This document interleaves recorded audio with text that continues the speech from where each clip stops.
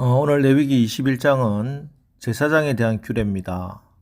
레위기에서 이렇게 제사장의 규례가 반복적으로 또 엄격하게 나오는 이유는 이 제사장의 역할이 하나님과 백성을 잇는 그런 역할을 하기 때문입니다. 비유를 하자면은 수돗물을 가정으로 보내주는 수도관 혹은 또 물을 담는 그릇 역할을 하는 것이죠. 좋은 물을 마시기 위해서는 1차적으로 물이 좋은 물이어야 하지만 그리고 또 물을 전달해주는 수도관이나 또 그리고 담는 그릇도 깨끗해야 됩니다. 아무리 좋은 물이라도 관이 녹슬거나 그릇이 더러우면은 좋은 물을 마실 수가 없겠지요. 구약의 제사장의 역할이 바로 이런 그릇의 역할을 감당했습니다. 하나님께서는 백성들에게 직접 말씀하지 않으시고 항상 제사장을 통해서 말씀하셨고 또 백성들도 하나님 앞에 바로 직접 나가지 못하고 항상 제사장을 통해서 하나님 앞에 나가야만 했습니다. 이게 제사장의 역할이에요. 하나님과 백성 또 백성들과 하나님을 이어주는 관과 같은 물을 담는 그릇과 같은 그런 역할을 감당하는 것입니다. 그래서 제사장에 대한 규례가 레위기에는 이렇게 굉장히 많이 나오고 또 제사장에 대한 규례는 일반 백성들보다 훨씬 높은 수준이 요구되고 있는 것입니다. 지금도 마찬가지입니다. 목사는 일반인들보다 더욱더 높은 도덕성, 윤리성이 요구되는 것이 당연합니다. 하지만 성경은 목사만이 제사장이 아니고 모든 성도가 제사장으로 부름을 받았다고 말씀하고 있습니다. 때문에 목사만이 아니라 우리 모든 성도 다 이 제사장의 규례를 잘 지켜야 할 것입니다. 그럼 오늘날 제사장 된 우리에게 요구되는 규례, 왕같은 제사장으로 쓰임받기 위해서 우리가 지켜야 할 말씀이 뭔가? 첫 번째는 시체를 만지면 안 됩니다. 장례를 치르면 안 된다 이렇게 쉽게 생각하면 됩니다. 1절 여호와께서 모세에게 이르시되 아론의 자손 제사장들에게 말하여 이르라 그의 백성 중에서 죽은 자를 만짐으로 말미암아 스스로를 더럽히지 말려니와. 제사장이 시체를 만지면요 7일 동안 성소에 들어가지 못합니다. 그러나 가족이 죽은 경우는 예외를 두었습니다. 그리고 머리털을 깎지 못하게 했습니다. 반면에 또 대제사장은 아예 그의 부모의 장례식에도 그의 가족의 장례식에도 가지 말라 이렇게 나중에 말씀하고 있습니다. 이 말씀을 지금 우리가 문자 그대로 적용할 수도 없고 또 그럴 필요도 없습니다. 여기서 정말로 핵심이 되는 말씀은 거룩입니다. 특별히 우리의 몸의 거룩을 요구하고 계신 것이지요. 초대교회 때부터 기독교 이단들의 특징이 몸과 영을 분리하는 이원론입니다. 사람을 몸과 영 두 가지로 구별하고 영은 하나님께 속하고 육체는 악한 신이 창조한 것으로 가르쳤고 또 지금도 많은 이단들이 이런 이원론적인 주장을 하면서 영은 선한 것이고 육체는 악한 것으로 그러면서 영적인 것 뭐 이런 말로 성도들을 미혹합니다. 그러나 이것은 전혀 성경적이지도 않고 또 기독교도 아닙니다. 성경의 가르침은 영과 몸이 분리되지 아니하고 일체를 이룬다는 것입니다. 우리의 구원은 그래서 영만의 구원이 아니고 영과 육의 완전한 구원, 전인격적인 구원이고 영생입니다. 그래서 우리는 우리의 몸도 거룩하게 잘 지켜야 합니다. 고린도전서 3장 16절 17절 너희는 너희가 하나님의 성전인 것과 하나님의 성령이 너희 안에 계시는 것을 알지 못하느냐?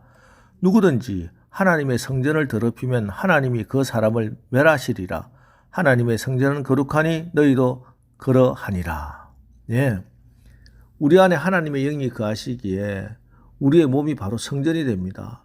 우리 몸이 성전입니다.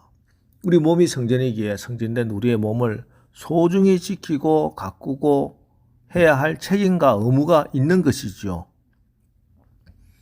그런데 우리는 우리의 몸을 너무나 소홀히 합니다. 몸에 해로운 담배를 피우고 과도하게 술을 마시고 또 운동도 게을리하고 음식을 가려 먹지 않는 거 이거 사실은 우리의 몸을 거룩하게 하는데 맞는 건 아니에요.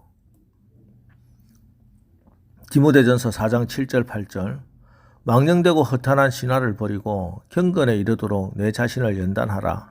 육체의 연단은 약간의 유익이 있으나 경건은 범사에 유익하니 금생과 내생의 약속이 있느니라. 자, 이 말씀은 영성의 강화와 육체의 건강을 분리하라는 말씀이 아니라 경건의 훈련과 육체의 훈련이 아주 밀접하다는 말씀입니다. 경건의 훈련을 통해서 우리의 영성이 자라고 육체의 훈련을 통해서 성전인 몸이 강건해지는 것이죠. 자, 이렇게 전인격적으로 우리가 강건하고 건강한 것, 이게 하나님의 일을 감당해야 할 제사장의 규례입니다. 두 번째로 제사장은 마음을 지켜야 합니다. 오늘 성경은 머리를 풀거나 옷을 찢지 말라 하는 규례가 나옵니다. 10절 자기의 형제 중 관유로 부음을 받고 위임되어 그 예복을 입은 대제사장은 그의 머리를 풀지 말며 그의 옷을 찢지 말며. 자, 이게 무슨 말씀인가?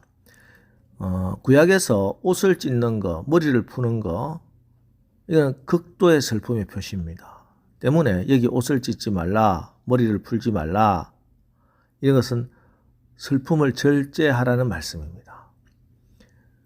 우리가 장례를 치르는 동안에 저도 우리 성도들도 슬픔을 느끼지요. 눈물이 나오지 않는다면 더 이상하지요. 슬픔의 감정을 표현할 수 있고 또 표현하는 것이 건강한 것입니다. 하지만 우리는 그런 장례 가운데서도 천국의 소망이 있기에 슬픔의 감정에 매몰되지 않고 소망 가운데 우리가 장례를 치르잖아요. 이런 모습을 통해 세상 사람들이 저들은 우리와 다르게 사는구나 하고 우리의 모습을 통해서 하나님의 거룩하심을 발견하게 되는 것입니다. 이런 모습이 바로 제사장의 모습입니다. 세상 사람들과 다른 것이죠. 거룩한 것이죠. 우리가 우리의 감정을 절제할 수 있어야 됩니다. 그리고 제사장은 가정을 지켜야 합니다. 14절 과부나 이혼당한 여자나 장녀짓을 하는 더러운 여인을 취하지 말고 자기 백성 중에서 처녀를 취하여 아내를 삼아. 자, 이 말씀은 가정의 경건성을 보존하고 그 경건을 개성하라 하는 말씀입니다. 그래서 이 거룩의 요구는 부부뿐만 아니라 자손들에게까지 요구되고 있습니다. 15절 그의 자손이 그의 백성 중에서 속되게 하지 말지니 나는 그를 거룩하게 하는 여호와임이니라.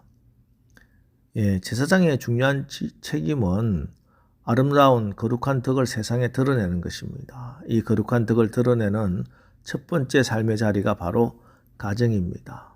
우리 가정에 성령이 다스리는 하나님 나라가 임해야 됩니다.